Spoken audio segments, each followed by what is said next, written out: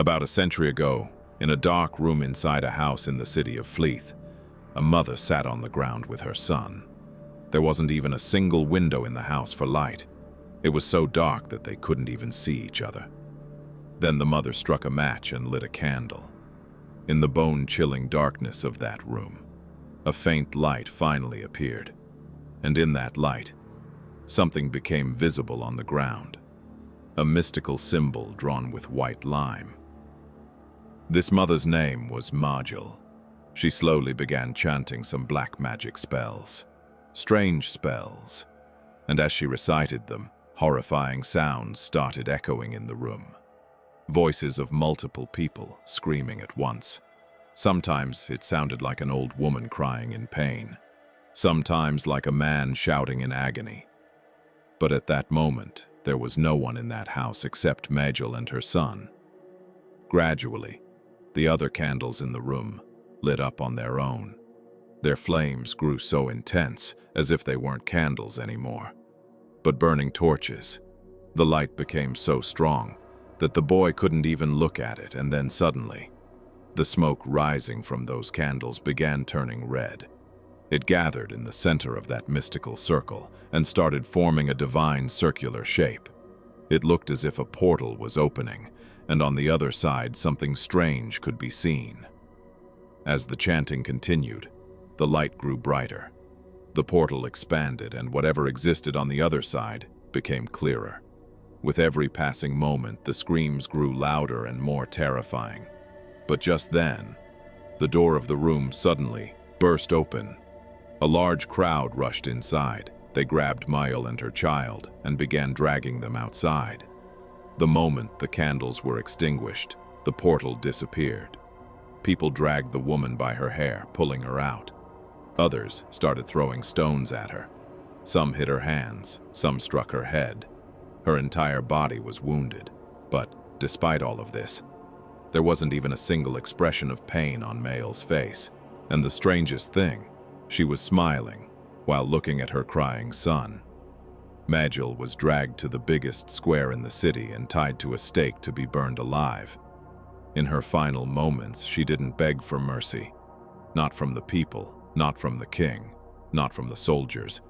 Instead, she looked straight into her young son's eyes and gave him an order. That mother ordered her son to grow up and take revenge for her death. She made him swear that he would never bow before death, but instead become immortal and hold death itself in his hands. Hearing this, the crowd became furious. In rage, they cut off Margil's tongue and set her on fire. Watching his mother burn alive, the little boy cried uncontrollably. But suddenly, he went silent. The tears in his eyes turned into burning rage. Only one goal remained in his mind: to fulfill his dying mother's final command at any cost. And that boy's name was Vecna. The same Vecna you've seen in Stranger Things. But the story shown in that series isn't his real story. Because Vecna's real story is 100 times darker, more horrifying. A story so terrifying that it will send chills down your spine. So, what really happened? Did Vecna fulfill his mother's command? Did he get his revenge? Did he truly defeat death and become immortal? Was he a hero or a ruthless villain ruling over a dark dimension? Let's step into the world of Stranger Things and uncover some dark secrets and stories that will leave you stunned. At that moment, Vecna stood in the middle of the crowd. People thought, why not capture him too?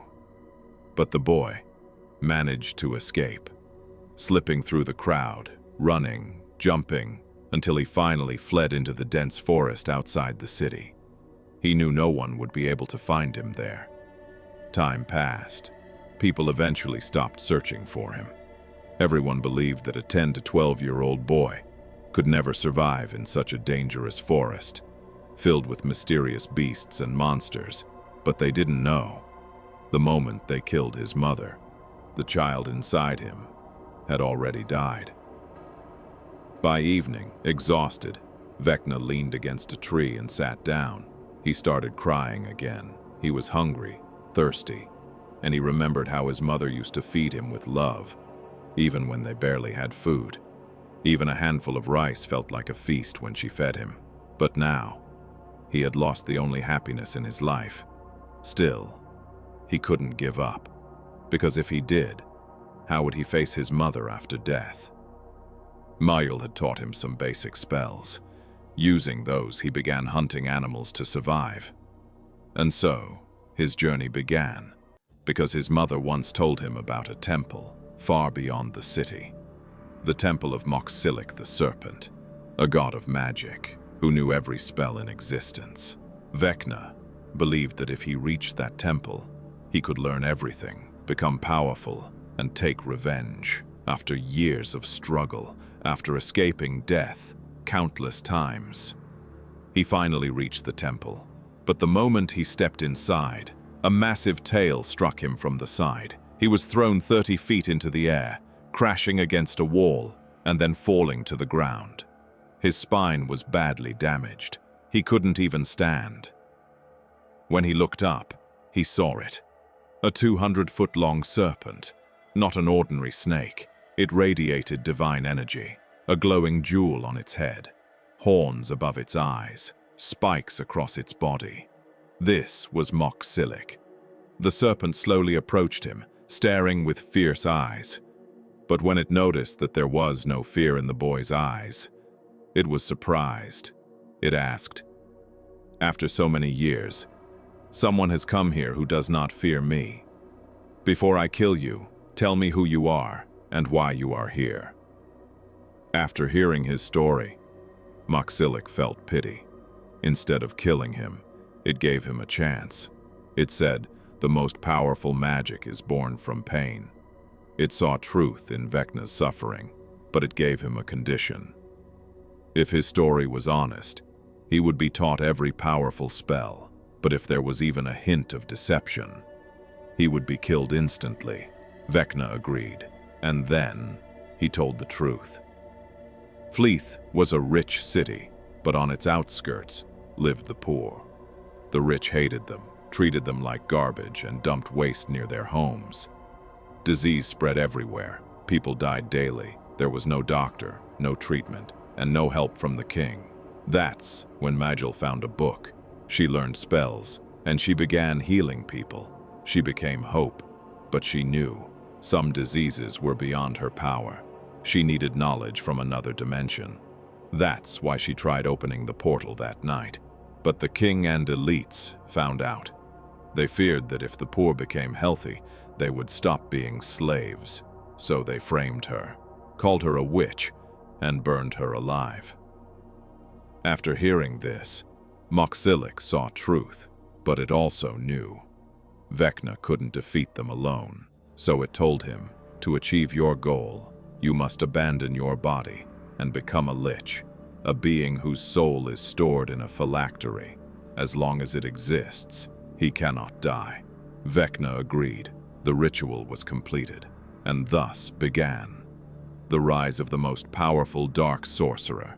Thousands of years later, Vecna returned, with an army of the dead, zombies that would rise again, even after being killed. He destroyed Fleeth, killed everyone, kings, soldiers, civilians. No one was spared. Hatred had consumed him. Later, he conquered kingdoms. And believe this, if Vecna existed on Earth today, humanity might not have survived long enough to evolve any further. But what really happened? Why did this terrifying sorcerer, Vecna, leave Earth after attacking Fleeth? After completely wiping out Fleeth, Vecna rose to power and began ruling the world with his army of the dead. One by one, entire empires fell before him.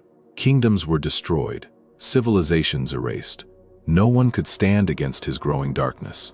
Among his followers was his most trusted general, Cass. Impressed by Cass's unmatched bravery and loyalty, Vecna forged a powerful sword for him, infused with a fragment of his own dark magic. This weapon transformed Cass into one of the most powerful warriors in existence. As time passed, something changed inside Cass. He began to question everything. If I hold such immense power, If I can expand this empire myself, then why should I serve Vecna at all? That thought slowly turned into ambition, and ambition into betrayal. One day, Cass struck. Without warning, he attacked Vecna and severed one of his hands. This was a devastating blow. Vecna relied on both hands to cast his spells, channeling his magic through them. In that moment, Vecna realized something terrifying. The evil he had created had finally turned against him. The battle that followed was brutal. Cass, empowered by the very magic Vecna had given him, was becoming nearly impossible to defeat. Desperate, Vecna made a final move. He grabbed the arm that held Cass's sword and forced it to act as his own. And then, Vecna began chanting a forbidden spell, a spell of self-destruction. Both were destroyed. But Vecna didn't die, because his soul still existed, hidden somewhere in the universe, waiting to return. This is the real story behind Vecna. The version you saw in Stranger Things is nothing compared to this, because if the real Vecna appeared, even 11 wouldn't stand a chance. Now tell me, which version was more terrifying? And what do you think? Was Vecna a hero or a villain? Let me know in the comments below. If you enjoyed this video, make sure to hit the like button, subscribe to the channel, and turn on notifications so you don't miss the next one. I'll see you in the next video with another insane story.